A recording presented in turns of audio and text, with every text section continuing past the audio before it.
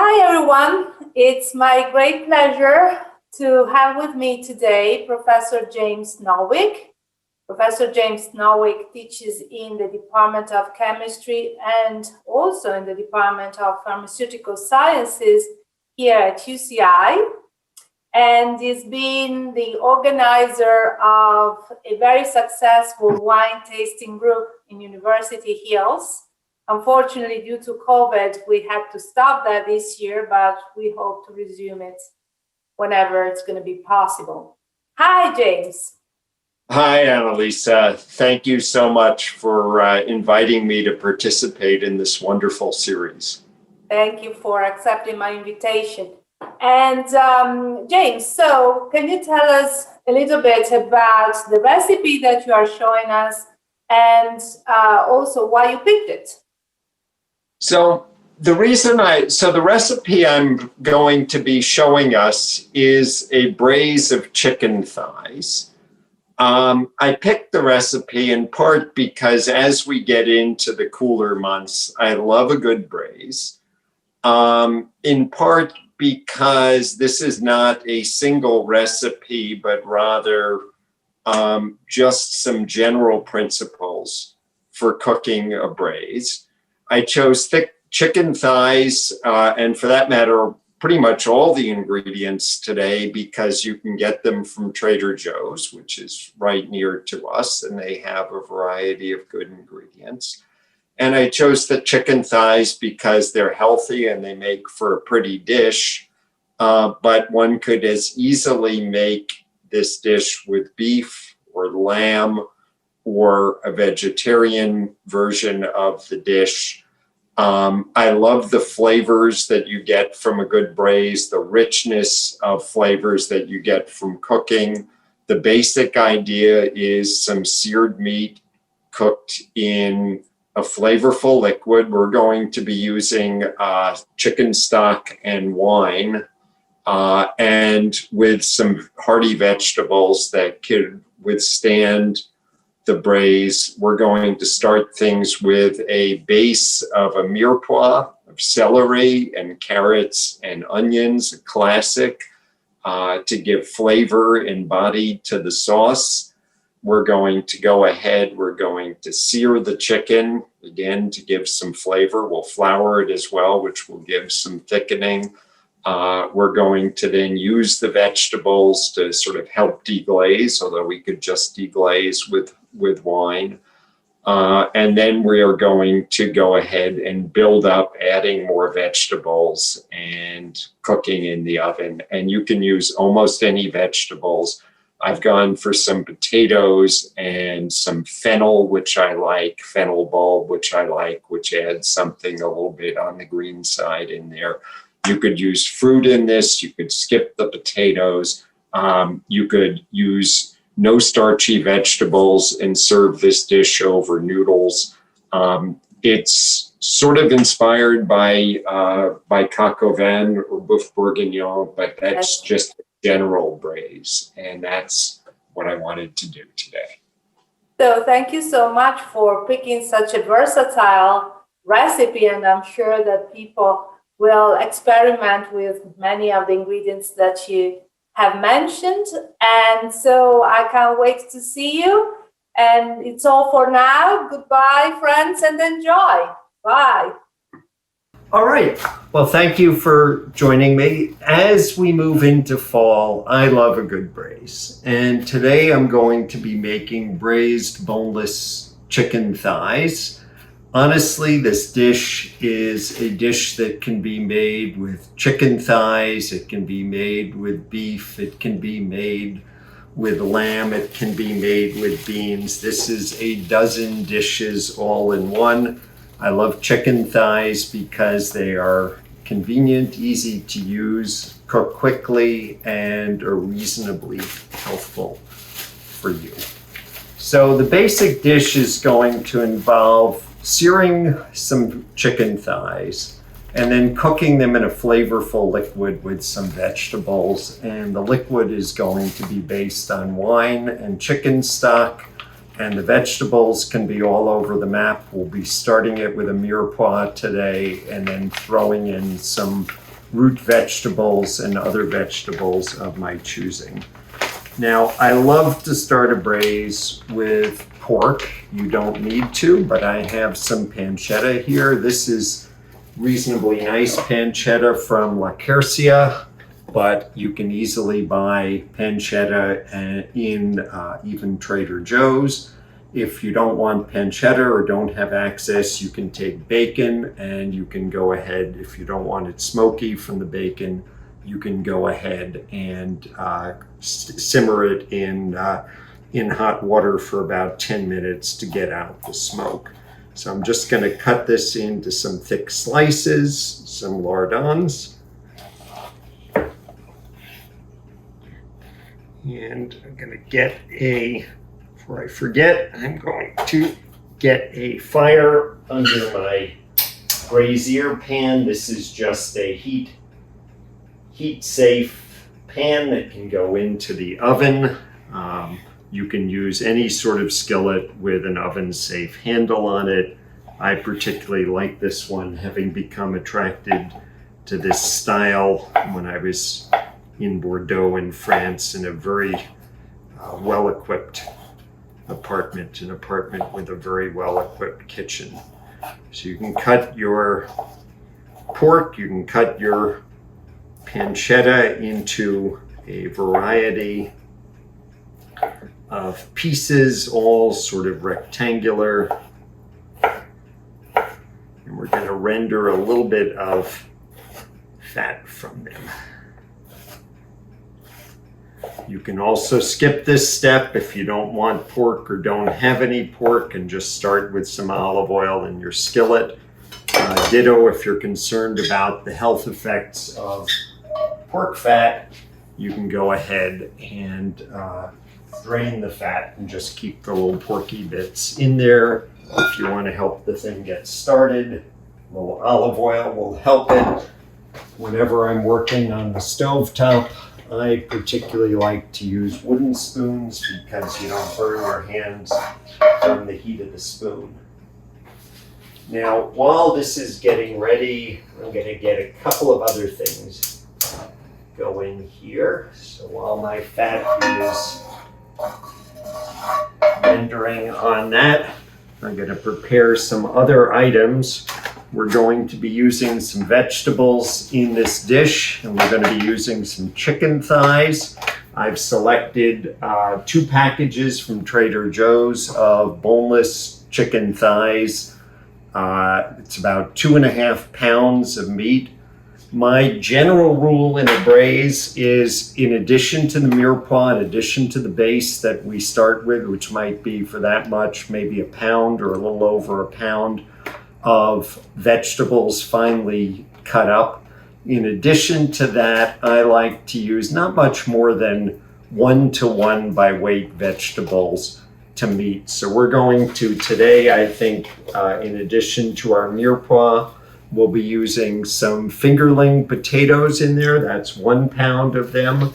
We're going to be using some fennel, which is right in front of me. This is a 20-ounce package, so I could use all of this. We'll be using, but I'm going to use a little bit less because I think I'm going to throw in something else. So I will select 1 fennel bulb, and I have a container of water there. I'll give it a little bit of a bath over there. And any sort of flavorful vegetables work well. I am particularly fond of rutabagas. I have a half of a rutabaga that I used in another braise and I kept in my fridge. So I'm going to go ahead and use that rutabaga. That's about 1/2 pound. But honestly, you can use anything you like.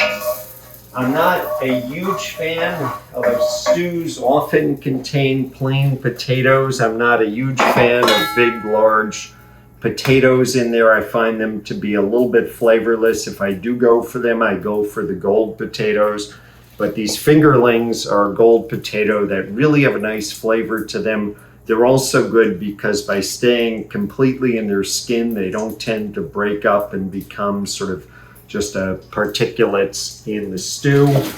I might, for good measure, throw in a parsnip or two. I love the flavor of parsnips. If I wasn't using carrots in the mirepoix, I might put in carrots, but honestly, it's whatever your imagination takes you to.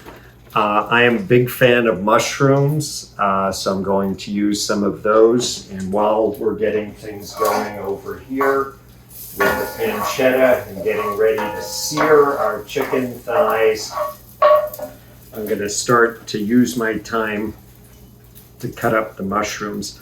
For really big mushrooms, I'll cut them into slices. For smaller mushrooms, I like to cut them into quarters. I think they have a very nice texture in the dish. I gave these guys a rinse because they weren't perfectly clean, but if they are perfectly clean or you prefer, you can avoid rinsing them and just brush them off. And I'm going to quarter my mushrooms. There's a piece of pancetta there.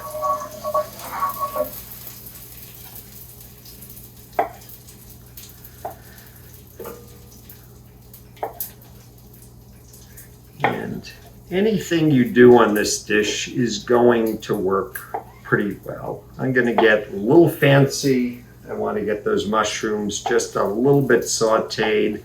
If I had complete time, I'd do this as a one-pot dish. But honestly, getting a second skillet going allows me to speed things along. If I had a little more time, I might sear the fennel, but I'm not going to do that today. So I'm just quartering up my mushrooms, keeping an eye on my pancetta. So let me tell you a little bit more on my thoughts on braises. So we're using wine and chicken stock today, but honestly, you could use beer, you could use a whole bunch of different ingredients. I like the balance of the acid provided by the wine and the sort of umami and meatiness provided by the chicken stock. You also get a little bit of thickening going on. If I were doing a braise of beef, I might use beef stock if I had it. If I were using a braise of lamb and I didn't have lamb stock, I might also use beef stock. But you can go in a variety of directions. If you don't want to be using wine, you could throw in a little bit of vinegar if you want some acid, just a little bit, kind of a sauerbraten type of way to go. The particular dish I'm making today is at least inspired by coq au vin, but it's definitely not coq au vin. It's sort of in the French tradition of meat cooked in a flavorful liquid, also in the tradition of boeuf bourguignon. All right, so I'm going to get my mushrooms going over here. Going to cook them reasonably hard. I don't want them to soak in liquid, so I'm going to put a good fire under them, not too hard on the pancetta. And honestly, we don't have to cook it down too much. I want to get a little bit of fat out of there, maybe just a little bit of browning. And then we're going to take out the pancetta, and depending on how moral we're feeling, either throw out the fat or use the rendered fat the way it ought to be done. All right, while I'm preparing that, I'm going to start to cut up my fennel bulb. I like to cut my fennel into wedges, so I'm going to have my fennel bulb, trim off any parts that aren't nasty, and throw those aside. Have my fennel bulb,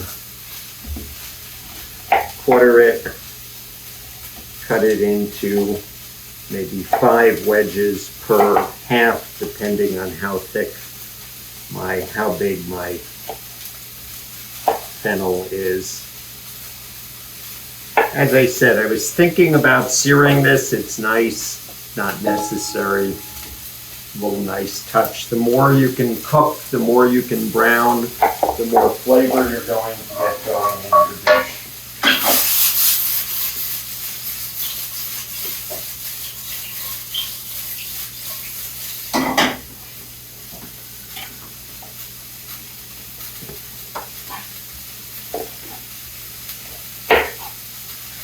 Well, before I started doing this, I had laid everything out in its place so I'd be able to work efficiently and remember my ingredients. I guess the French call that mise en place, or everything in its place. Certainly makes cooking a lot easier. All right, I'm going to also prep my rutabaga.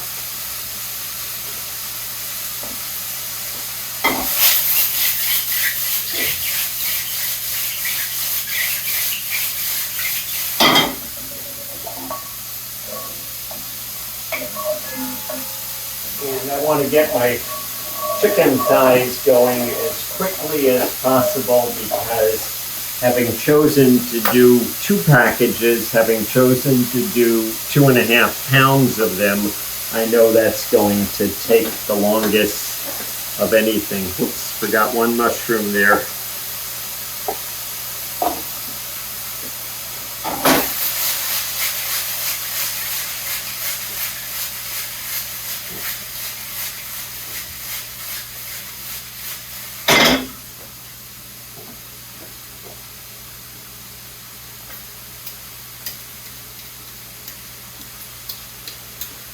So you can use rutabaga, you can use turnip, you can use none of the above.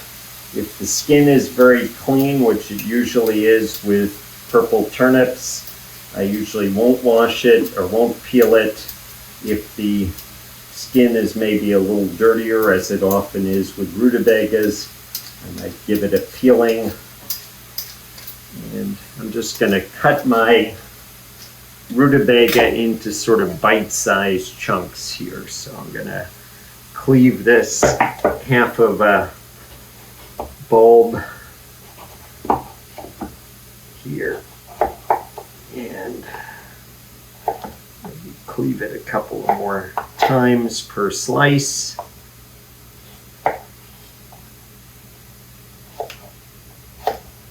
Sort of making cubes that you might enjoy eating.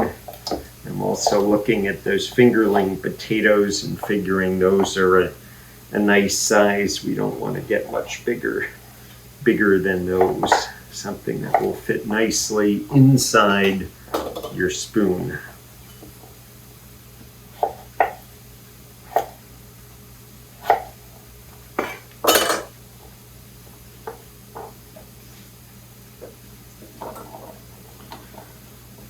All right, well, as I said, I'm concerned about the timing on the chicken, so I'm just going to set this cutting board aside here and get our chicken started.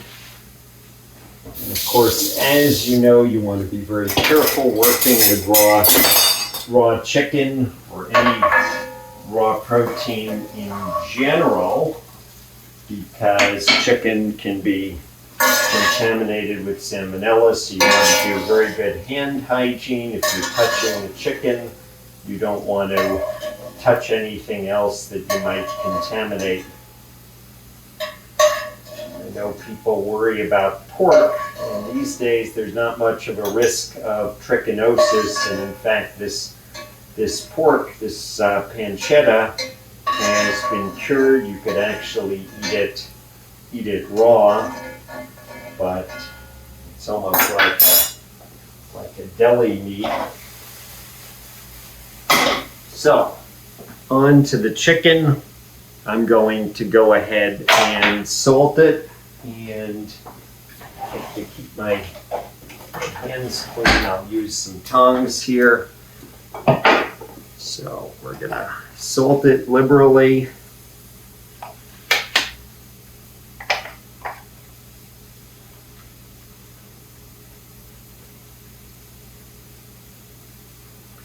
And we're going to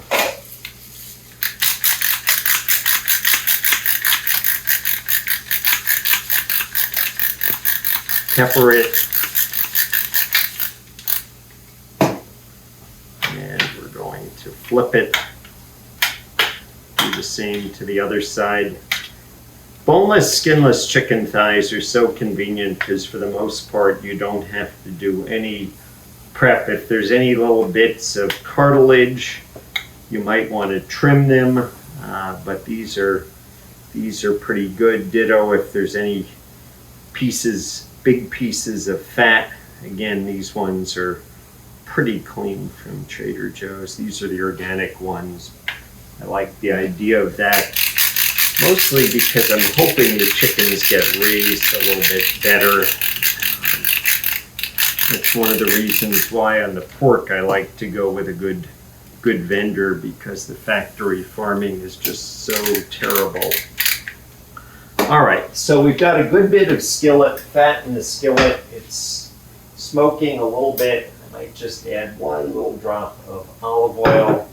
I'll set aside my lardons. I'll set aside my pancetta, and we are going to basically go from chicken to flour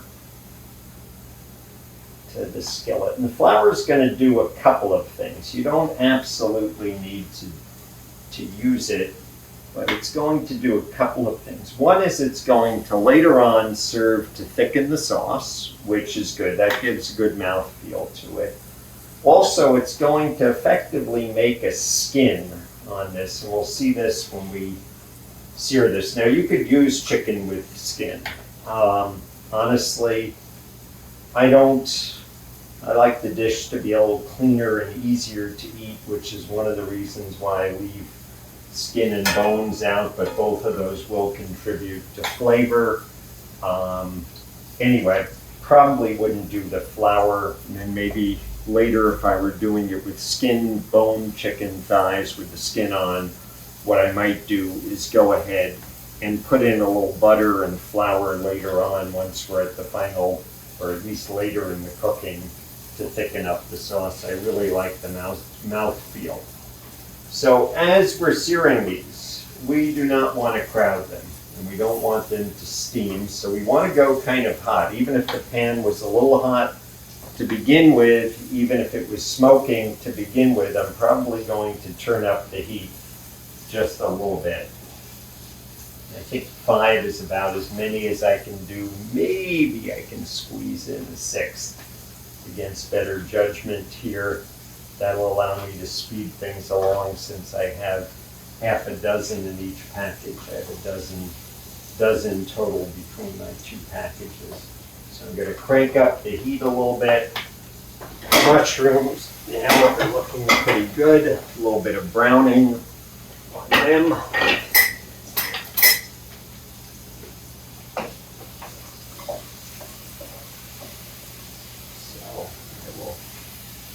Put those, I've gotten a little bit of the water out. I will put those aside for later. I love the taste of mushrooms. I love the flavor, the meaty flavor that they add. So we do have a little bit of downtime here. So even though this isn't the perfect flat bottom pan, while that chicken is going, I think I'm going to get some of this fennel browning as well.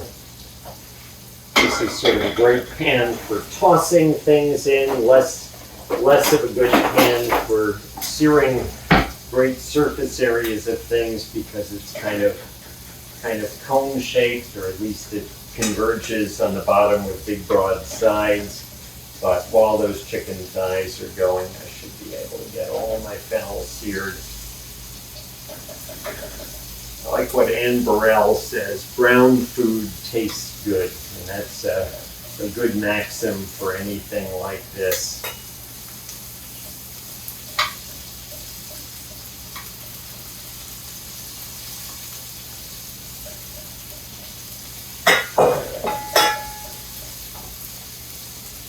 All right, we're going to check on our chicken. I'm going to actually amp up the heat just a little bit more, get that going. All right, so while that's going, I'm going to get my fingerling potatoes washed.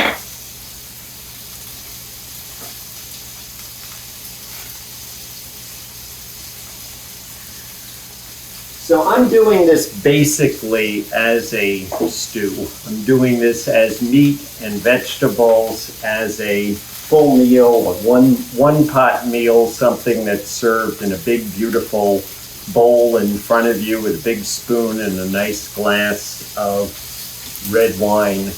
If you want to serve it in a different way, you could serve it on noodles.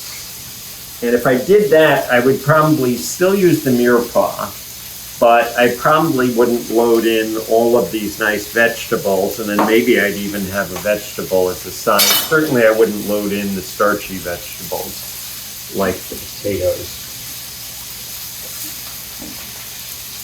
Give a little bath to my fingerling potatoes. They're pretty clean to begin with. So while we're talking here, let me talk about all these vegetables that we have. So today from our mirepoix, I'm going to be cheating.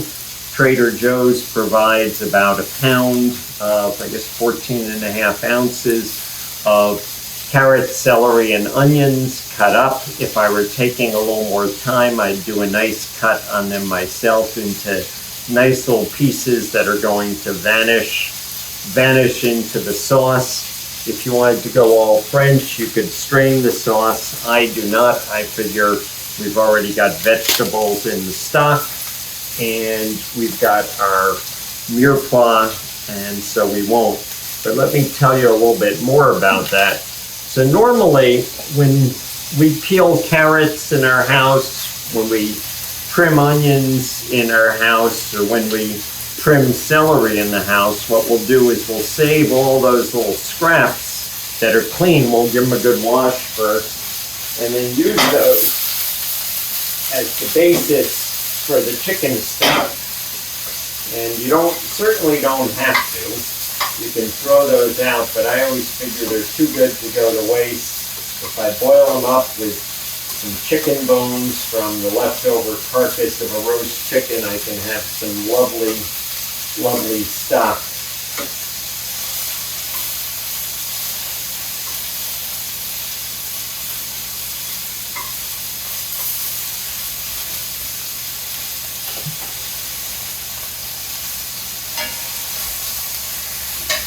All right, we're starting to get some browning on the chicken here.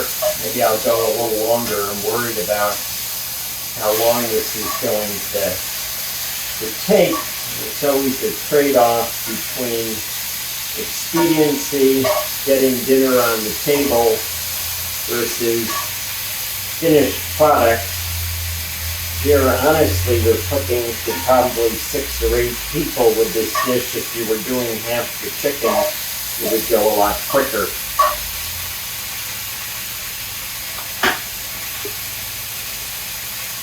All right, while that's going, I'm going to get my herbs ready. So I think about a dish like this as having a number of different components. We've got our protein component. As I said, it could be chicken, it could be beef, it could be lamb, it could be beans. We've got our liquid component. I love stock and wine, but it could be beer, it could be water if you didn't have it. Largely anything vermouth, another great thing to cook in. If you're doing coq au vin, it would just be wine alone. I find that a little acidic for a quickly cooked dish like this, but it can work well. I like to have a base. As I mentioned, the mirepoix is one of my go-tos. Another go-to is more finely cut up mushrooms, not such nice big conspicuous pieces, and onions that get cooked down, and those can vanish into the sauce. I like to have some nice vegetables in there. Anything I've named: celery, onions, carrots, potatoes, parsnips, rutabagas, yellow turnips, fennel, all of that can go in there. And I like to have some herbs. And I always end up going for thyme and parsley and bay, but you can go for anything that you like the flavor of. I'm not a big fan of cilantro, but you could go for cilantro, you could go for oregano, you could go for rosemary, you could go for marjoram. So 1 sec, and I will tie my bouquet garni, my bundle of herbs.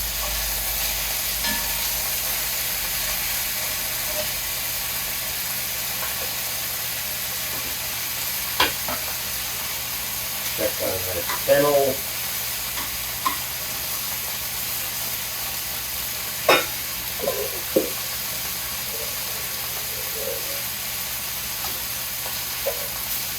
Get the next batch braising, or get the next batch searing.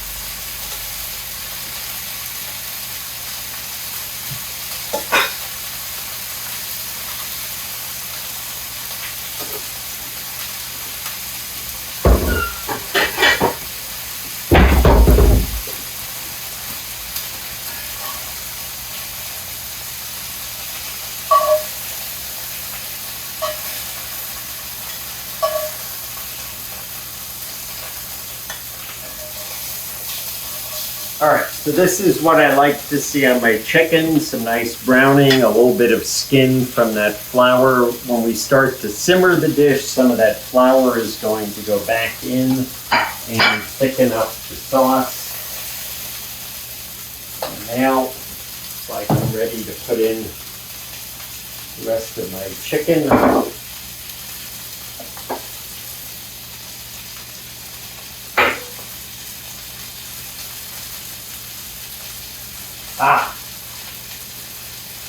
Okay, if I put in 7 in the first, so it looks like I wasn't counting very well. I've got fewer here, that's fine. All the better, I'll have some room.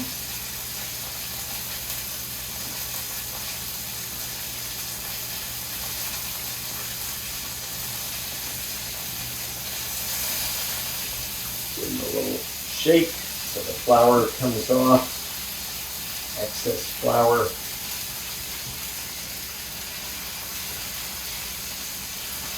A little more oil in there.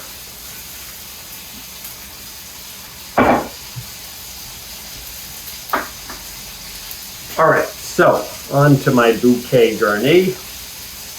I'm going to tie things up nice and tightly.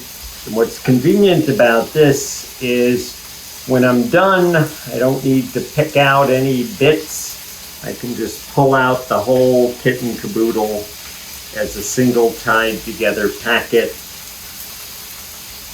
few of the leaves might fall off from the thyme, that's no big deal, but all of the stems and the stems of the parsley and the bay leaf will be over there.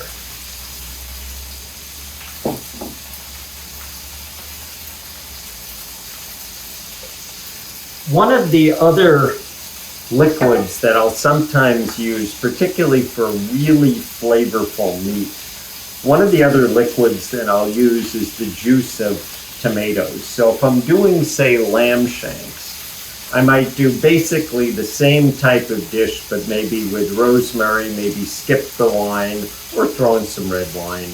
And I might use a couple of cans of San Marzano tomatoes. They'll provide nice liquid as well as a nice texture. I'll probably just squish them up with my hands. Lamb shanks are a slow braise. They take a long time for the connective tissue to break up in there. So when I use lamb shanks, I can go for 3, 4, 5 hours. I've gone overnight in a very low oven, like a 225 or 250 degree oven.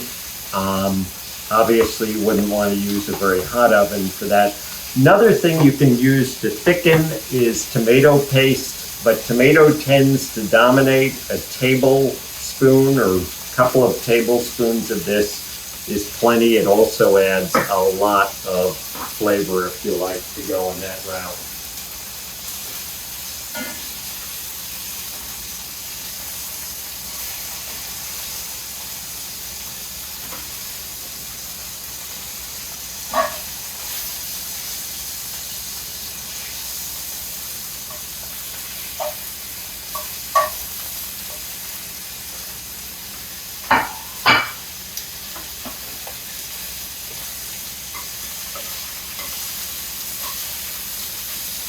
Second batch of fennel is getting a nice browning to it. First one I took a little bit far, but I think it'll be just fine. Second one is sort of this nice balance of brown and green. Very, very attractive, and it'll taste good. I'm also trying to chase a little bit of liquid out of here, concentrate the flavors. That's one of the reasons why for the mushrooms I wanted to do that, is they're very wet. The fennel, less so, less critical. Basically, we're trying to pack a lot of flavor into not a lot of space here. Get all those nice flavors in.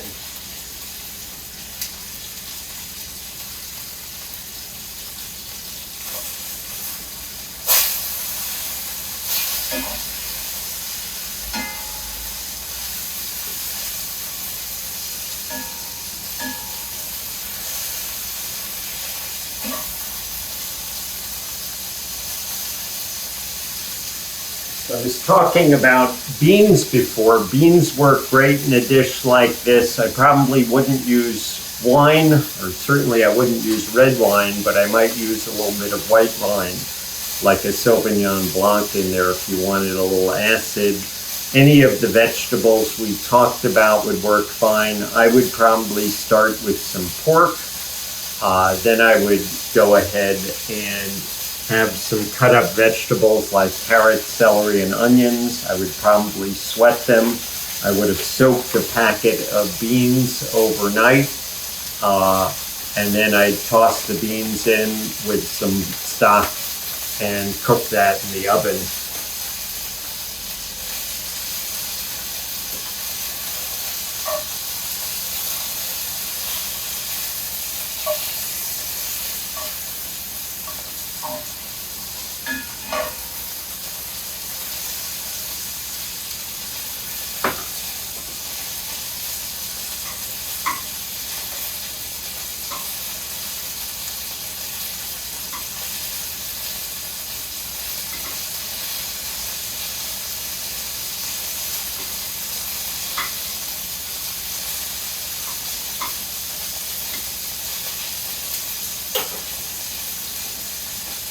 So we're almost done with the chicken at this point. We're going to have nice little brown bits on the bottom, what the French call a fond. We're going to want to deglaze and stir that up. Usually what I'll do is kind of a cheat on this. I won't immediately deglaze. I'll use my mirepoix to do that. That's sort of nice. And then anything that can help scrape that up and get it in is good. You want to basically avoid any more burning to it. It's good that it's brown, but we don't want to take it too far to a point to burn this. If I weren't using the mirepoix to do that, I just put in some wine and stir it up really well while it's hot.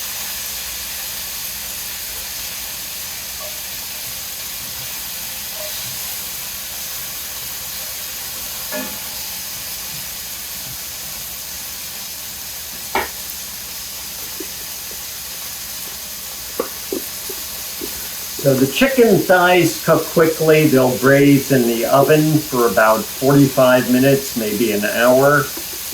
If I were doing any dish that really involved longer cooking, so for beef, if I were doing, for example, beef chuck, which is a very nice, flavorful cut of meat, and I figured that it might be going for closer to 2 hours. I might consider adding my vegetables later. So all of these vegetables, particularly the ones that I mentioned that could be cut up, like carrots or turnips, or if you did cut up potatoes to make sort of a traditional beef stew, all of these vegetables will do very nicely in 45 minutes to an hour. If you're cooking a dish for 2 hours or longer with a lot of connective tissue, some of the lamb dishes, even more than 2 hours, they're going to get mushy. That's one of the reasons why you could strain the sauce through cheesecloth and throw them all out, but I hate to do that. So you're probably better just adding those more fragile vegetables later on, halfway through the cooking process. It's what I do with beans often. If I don't want my vegetables to be all mushy, I'll get my beans that I've soaked started maybe after I've done my pork. And that pork could be anything. It could be bacon, it could be pancetta, it could be sausage pieces, whatever way you go. If you don't want to use pork, it could be smoked turkey thigh or smoked turkey wing, something that brings in a little fat and a little flavor. But the beans might take 2 hours or more to cook, and maybe halfway through the cooking process, I would put in my vegetables.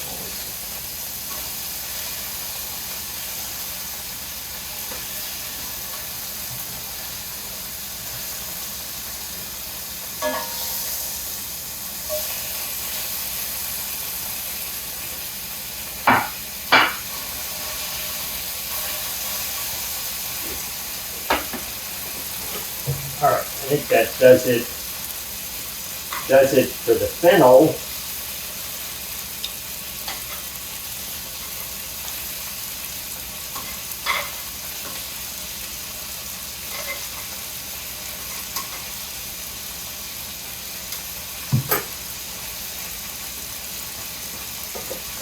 So, okay, I think we can call it quits with the chicken for the sake of expediency here. And all those juices that are collecting under here are going to go back into the dish later on, so we don't want to throw out anything there. One last little bit of chicken. All right, so at this point, as I said, we could just deglaze with wine. I'm going to go and throw my mirepoix in, and we're going to put in some salt and sweat that mirepoix. We're going to go ahead and get the liquid out of here. Also try to scrape up the fond that's on the bottom. Basically use the liquid coming out of the vegetables to help get that into suspension. Use the salt to help dry out the vegetables. Break them up a little bit. Probably go about 5 minutes. 5 minutes here. Now, something to say about salt. It all adds up. And right now, think ahead to your chicken stock. If you're using homemade chicken stock, you're not going to have any salt in it. If you're using a low sodium store-bought chicken stock, that's really good because you can control the amount of salt. If you're using chicken stock that has salt that can be used sort of as a soup base, you want to go really easy on the salt. That's going to already per cup probably have about 700 milligrams, I think, or 400 milligrams of sodium, and you don't want your dish to become too briny, but you definitely need some salt in this dish. And the main thing is, once it's largely cooked, you can always taste the liquid and see how your salt levels are. You can always add more, but you can't take it out, of course.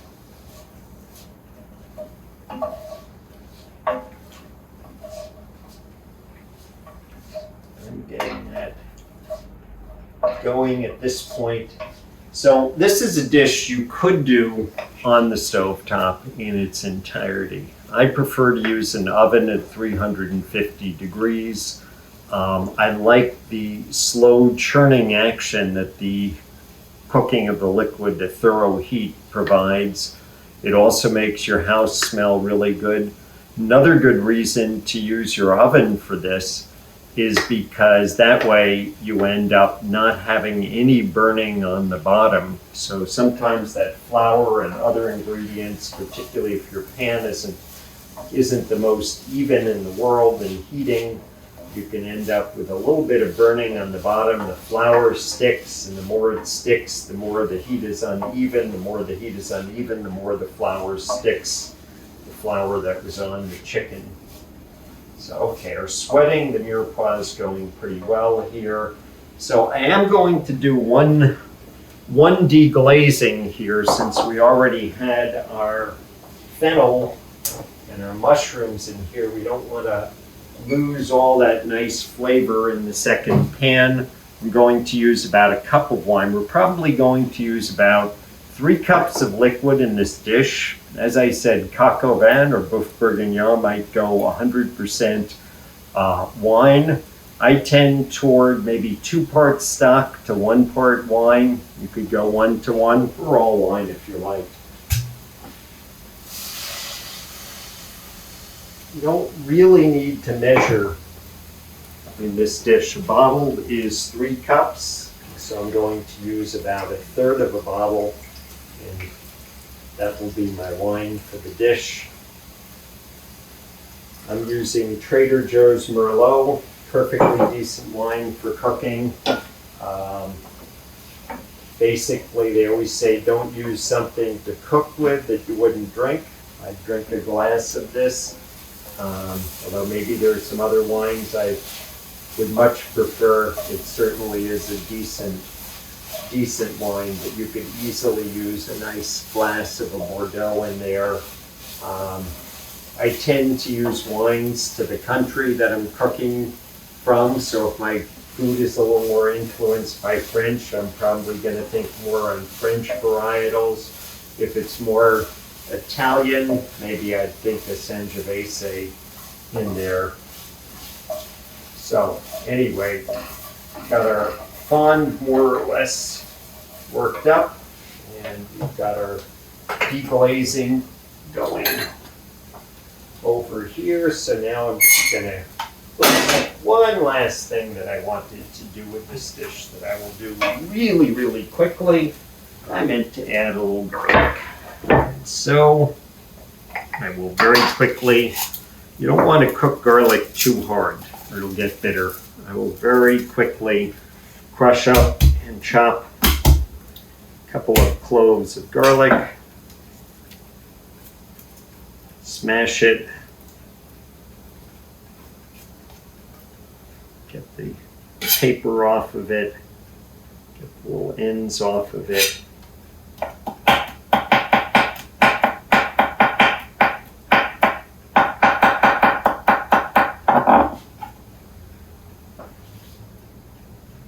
In here, just get a little heat going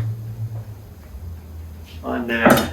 If there had been too much oil when the chicken was done, I might have poured some of that off, but it was a reasonable amount. You don't want to try to make your dish fat-free.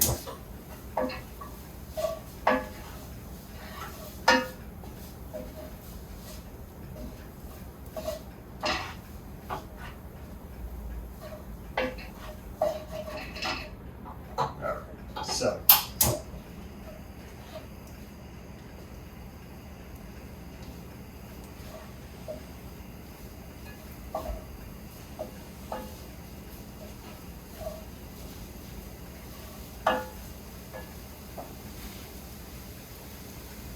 all right, I already got a little bit of reduction going on the wine when I was using it to deglaze the pan that I used for the mushrooms and the fennel. And that reduction gets some of the alcohol out of there. I've heard it put, although I've never really seen this as a problem, that you don't want sort of raw wine in a dish. You want to cook it down a little bit. Certainly it doesn't hurt to concentrate the flavors a little bit. All right, while we're at it, I will put in a little pepper.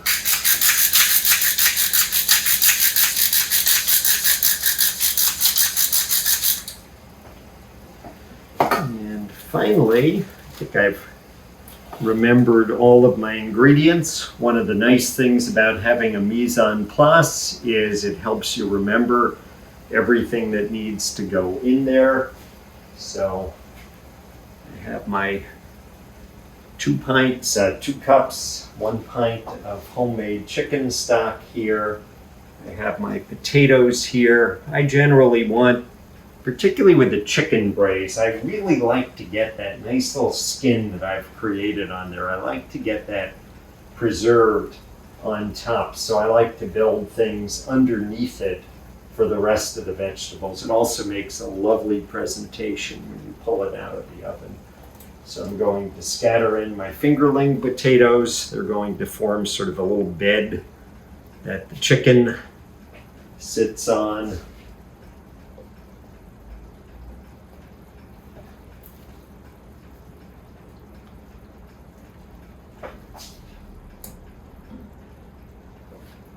Now, probably, let's see, might as well put my rutabaga next. Try to get stuff spread out a little bit over here so that in the end, when you're dishing the dish, each portion can have a little bit of everything in there. Mushrooms.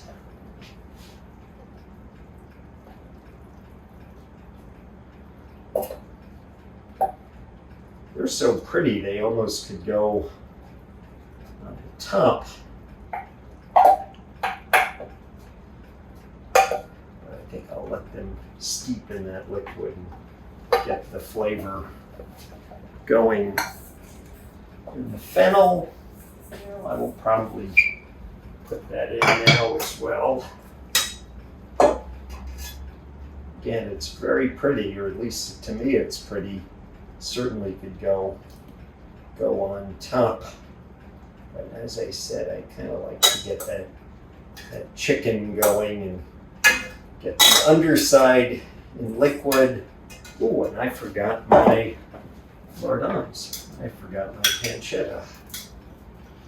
And again, we'll just scatter it around. And, I forgot to turn on the oven. Well, that'll slow things down just a little bit. I was hoping to get that going just a moment ago while the chicken was finishing up so it would have 15 minutes to warm, but no harm. It's going to take a little while for our liquid to come up to temperature here because we're going to put all these cold ingredients together. And honestly, I prefer the stovetop to bring it up to temperature. All right, so back to our fennel. I'll just layer that in.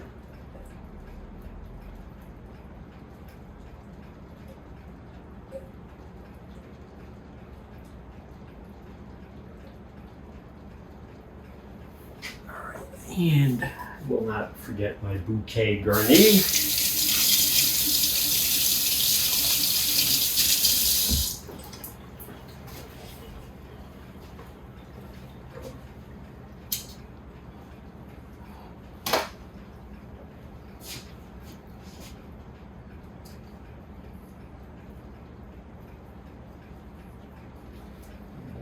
To kind of keep the chicken arranged in an attractive fashion, not too high on here.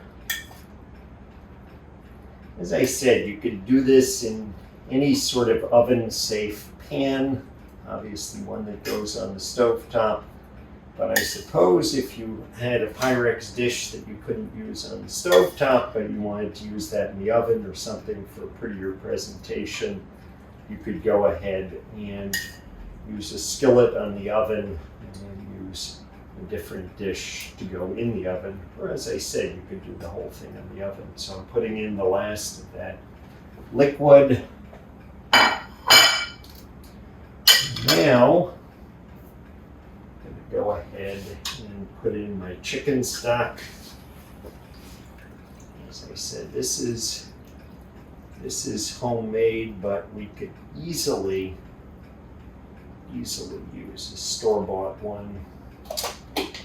And I'm looking at it, it's just a little bit low. We're gonna grab another half a cup, maybe a splash more wine. That'll cook down in the oven.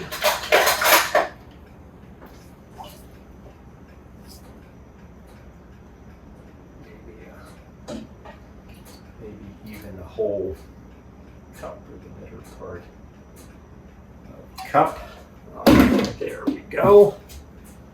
And I'm going to put some fire under here. And I will get my bouquet garni in. And I'm just going to sort of tuck that down toward the center. And the liquid starts to circulate and percolate up. It'll get infused with the flavors of these herbs. All right, I'm going to start this reasonably hard so we can get our dish into the oven reasonably quickly. Honestly, if you didn't want to do this, you could just go into the oven and figure it'll take a little longer. When you go into the oven, you're going to know when it's starting to really cook, reach a boil, because the whole house is going to smell very, very good at that point.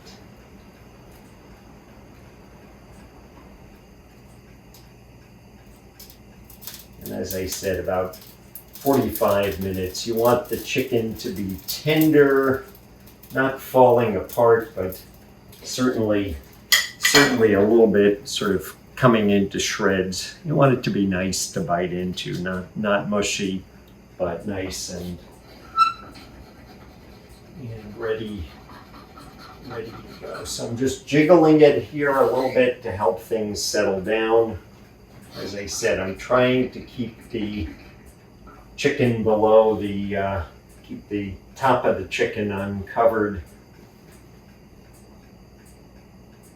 And that'll make a nice presentation.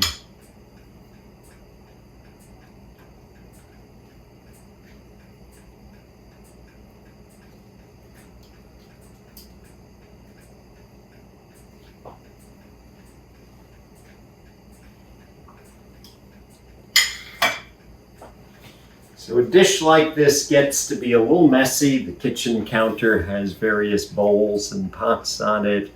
And while I'm waiting before I walk away to put the dish in the oven and let other things go on, I can go ahead and tidy up the counter. You could also use the time to prepare a salad if you wanted to.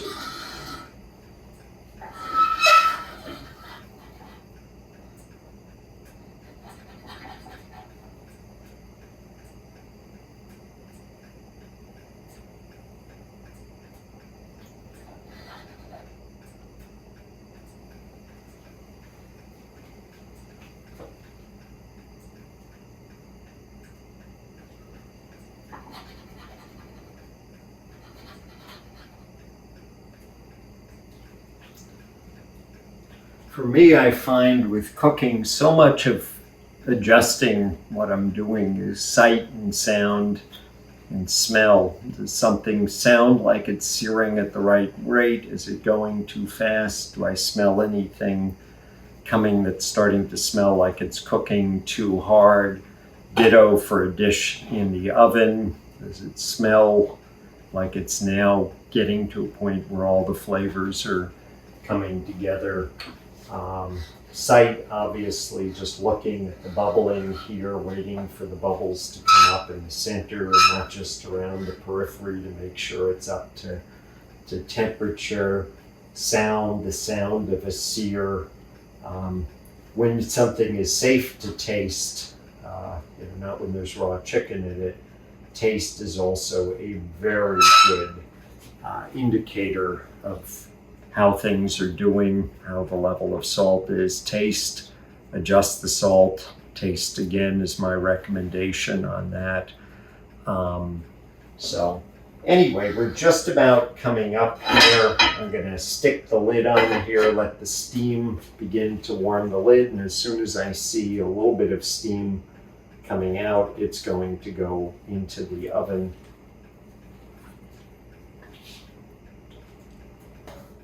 So based on the size of this dish, I'm going to estimate we have at least an hour before it's really cooked and ready. Well, the dish has been going in the oven for about an hour and 20 minutes. The house smells absolutely wonderful.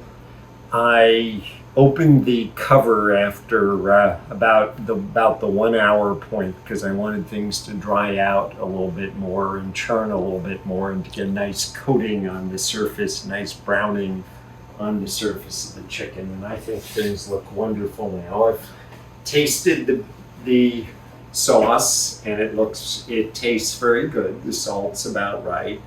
There's a little bit of thickening from the flour, which will give it a nice mouthfeel. And it's bubbling up beautifully, and you can see the slight viscosity here. And you can see how it looks. And so I'm going to turn off the oven and remove the bouquet garni. If you wanted to thicken up the sauce more, you could try reducing it, but I wouldn't recommend it because the flour will tend to stick to the bottom. Anyway, it is ready to serve, and it reheats super well. So even though this is probably enough for about 6 or 8 or even more portions, depending on how hungry you are, it will be something that we can enjoy again and again. And when we can have company over, once the pandemic is over, we can make for many guests. So we hope you can join us at that point. Thank you so much for being here today.